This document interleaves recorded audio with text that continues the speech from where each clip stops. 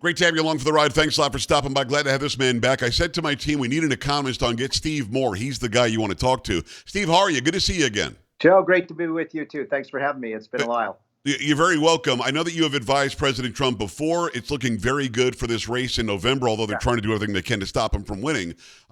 You're talking to him again, aren't you? I am. And so Art Laffer and I and Kevin Hassett are providing him a lot of economic advice. He doesn't need our advice, though, Joe. He knows what to do. He's a businessman. I was thinking a lot about this when I was listening to that god-awful State of the Union speech and Biden telling businesses what they should and shouldn't be doing. Here's a guy in 50 years has never actually not only started a business, ever worked for a business. He's trying to tell businesses how to operate.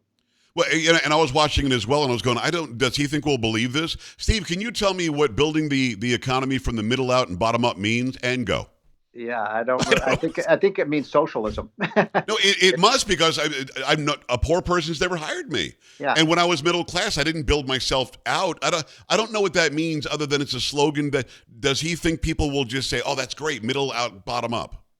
Well, I was thinking it was, roughly, let's see, it was 30 years ago when Bill Clinton, a Democrat, gave a very famous State of the Union. I don't know if you remember it, when he said the era of big government is over. Remember that? I do. And then I listened to Joe Biden, the other night, and he's, it's like big government is back with a vengeance. It was It was tax and spend. It was basically, we're going to tax the rich and we're going to give all these things to people for free.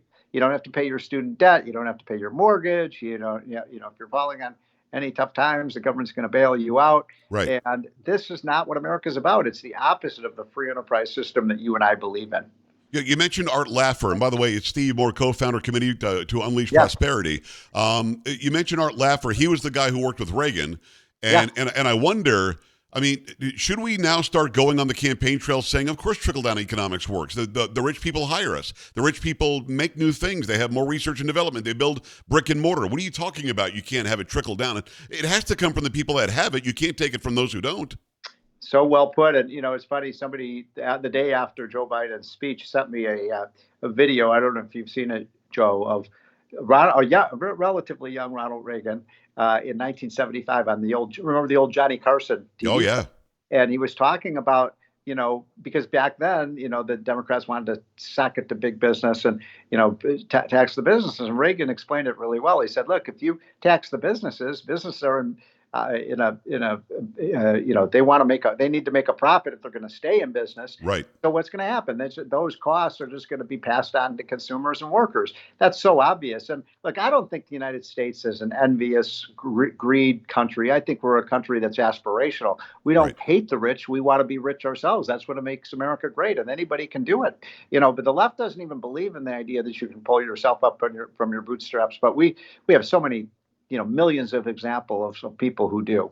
I would suggest to anybody watching and listening that they go on YouTube, look up the Johnny Carson Tonight Show, look at the Ronald Reagan appearances. They are unbelievable because A, he's a very smooth storyteller. B, he's right. You really can't, he's above reproach in what he says. And he has a guy who's not trying to trip him up. He's got a guy asking real questions about the economy. The left says this, the right says that. What do you say? And Reagan's demeanor was so great. By the way, the Heritage Foundation shows, and I know that you know this, that Donald Trump was more conservative than Ronald Reagan. And that's amazing, but his demeanor is so different. Is that why some people who don't know anything about anything, they just go on personality? Is that why there's an issue sometimes? Well, first of all, I really feel privileged. I'm not saying this to brag. I'm just saying because I feel blessed that in my lifetime, I've been able to work for the two greatest presidents of the last 50 years, and Ronald Reagan and Donald Trump. That's pretty cool. And I do feel blessed because both of them really helped rebuild the American economy.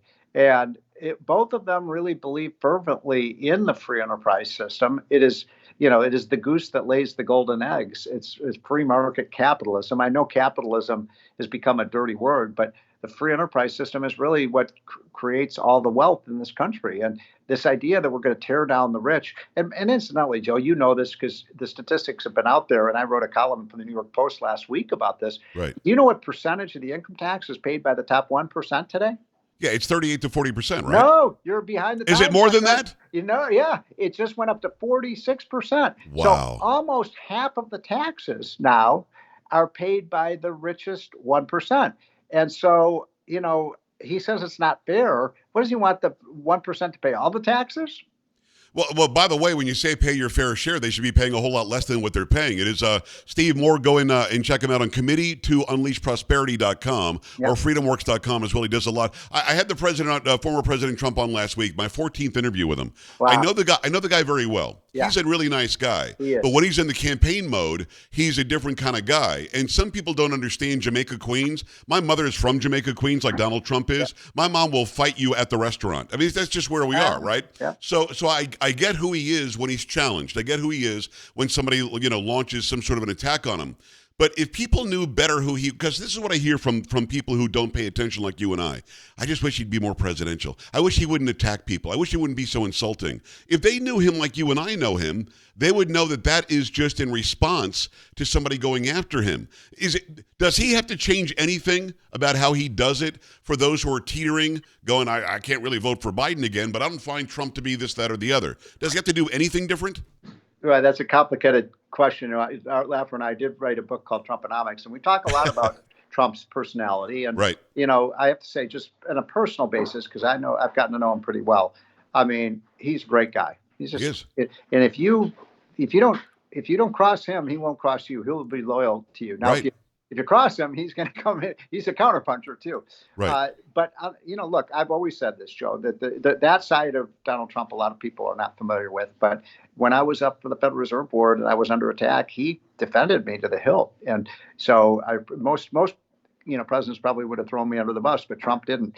And now, that being said, I do think in some ways, and I say this as a friend of Donald Trump's and someone who prays at night that he's the next president, sometimes, Joe, he's his own worst enemy. Yeah.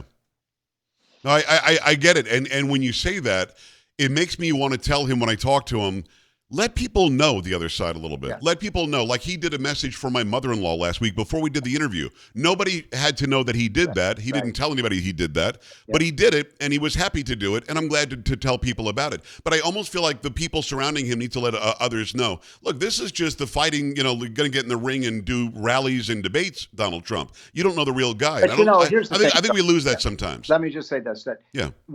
I'm trying to psychoanalyze this. And why is it Trump has really changed the Republican Party? The party now is the party of the working class. Yes. And, actually, when Reagan was president, the wealthier the county, the more likely they were to vote Republican. That's not the case today. The wealthy, did you know, 12 of the 14 wealthiest counties went for Biden in the last election. I did not know that. So Biden is, taken over the elite. And I call the overeducated, the people with, postgraduate degrees and so on, like 90% of those people vote for Biden. But for Trump, he's getting the working class Americans. You know why? I try to scratch my head thinking why that is. And I think it's because they know that he's fighting for them, number one, and number two. And I can't tell you how many, Uber drivers and construction workers and others, tell me, what I really like about Trump? He tells it like it is. Right. Well, good. Well, then he's resonating with the important people, and those who are complaining probably would never vote for him anyway. It's Steve Moore, co-founder, Committee to Unleash Prosperity. What is shrinkflation, please, Steve? Well, first of all, I think I want to connect the dots here because I'm sure most of you've got a wise audience, so I think they know this. But, Biden came in and spent $6 trillion, and he used COVID as an excuse. We didn't need to spend $6 trillion. We'd already COVID was coming to an end thanks to Trump's policies, and they just flooded the zone with all this cheap dollars. And of course, as sure as the sun is going to rise in the east and set in the west, that unleashed a torrent of inflation that reached a peak of 9.2%. And we still have a very lingering inflation problem. But here's the thing about this shrinkflation. And shrinkflation is happening where, you buy a bag of Doritos, you get fewer chips in that bag, or the Oreo box has fewer Oreos. Or if you go to a restaurant now, you might notice the servings are a little smaller. Right. But why is that? Because the costs of the businesses, it's not just your and my costs that are going up, Joe. Businesses are facing higher costs too because of this inflation that's negatively affecting everyone. So the way I summarize it is Biden, under Joe Biden, you pay more and you get less. Yeah. I guess another way to look at it is the business has an option. Either we can charge you more for the same amount, or we can charge you the same amount for a little bit less. And if they want to stay in business and they want to keep customers coming in, they have to make that choice. What I don't like is that some businesses will just add fees or something like that to make up the difference without really telling you. And I think that they should be upfront with it. So what is it that a president can do at that level to change that and make costs come down? Because we keep talking about how some families are paying between $10,000 and $15,000 more a year just for their necessities under Biden. So how did he make that happen, and how does Trump fix that? Well, it's the single most important way to bring prices down is to take a chainsaw to the federal budget and stop borrowing. We're on tap to borrow another $2 trillion this year. It's just obscene what's going on. And so you've got to start cutting government spending. There's a $350 billion green energy slush fund. Let's get rid of that. Right. There was $250 billion of fraudulent payments. A new report just came out today. Hundreds of billions of dollars being ripped off, not millions, billions of dollars being ripped off against taxpayers. And nobody in Washington does a damn thing about it, Joe. They act like that's a cost of doing business. The fraud rates in these programs are 10 to 15 to 20%. In the private sector, the fraud rate for an insurance company or, for a bank, maybe 2%. And if it goes to 3 or 4%, they're out of business. But we act in government like this is just like the normal course of events that people just rip. But a lot of those people don't even live in the United States, for God's sakes. Yeah. No, it's nuts. And I've got to ask you this. Have we ever gone back to pre-COVID spending? Did the government ever go back to pre-COVID? Or are we playing games about, let's put this one back to pre-COVID? If we just went back to pre-COVID spending, believe it or not, we'd have a balanced budget. Really? Yeah. That's the whole difference is the COVID spending. That's what they did. They jacked up. Now, look, even Trump, I'm going to fault Trump a little bit. He spent too much, too. Right. He did a lot of great things for the economy, but he did not cut spending enough. He tried to. But if you went back to the exact level of spending that we had back then, we would have a balanced budget. But, right now, frankly, neither party really has a lot of interest in cutting government spending because politicians love to play Santa Claus. And playing Santa Claus gets you votes. That's the problem. Steve Moore is on an incredible economist. Joe Biden says he created 15 million jobs. Now, here's my perspective on jobs. You can tell me I'm stupid. You're the economist. My perspective is presidents don't make jobs. You don't create jobs. What you do is you lower regulations, lower taxes, make the climate for job creation better, which Trump did. Now, Biden, of course, he got the benefit of the jobs or the businesses reopening after COVID. He claims that he created the jobs. So, simple question. Did Biden create 15 million jobs? Well, you're right that presidents don't create jobs, but they create the atmosphere for, job creation. Right. So I just looked up these numbers. So it's so funny you should ask. So actually, it turns out, yes, that Biden has created jobs, but ready for this, Joe? 2 out of the 3 jobs that he has created were simply jobs that came back when we reopened the economy. Because remember, we lost 25 million jobs when we shut down the economy, which, by the way, I believe was one of the greatest grievous errors of our country's history. We should never allow the government to do that again. But, 2/3 of those jobs were jobs that came back. It would almost be like, I just did an analogy the other day saying, it's almost like, if Joe Biden came into office on a Sunday and then said, oh, look at all these people who came back to work on Monday. And he takes credit for them. Yeah. Jobs. Yeah, no, I'm with you, and it's a great comparison. Of the other third that he allegedly created, from what I understand, a ton of them are part-time. A ton of them are not jobs that pay you benefits and can get you, to pay your mortgage or your rent. That is true. We have a lot more, people who are holding 2 jobs, in some cases 3 jobs. What's the old saying? I know there are a lot of jobs out there because I have 3 of them.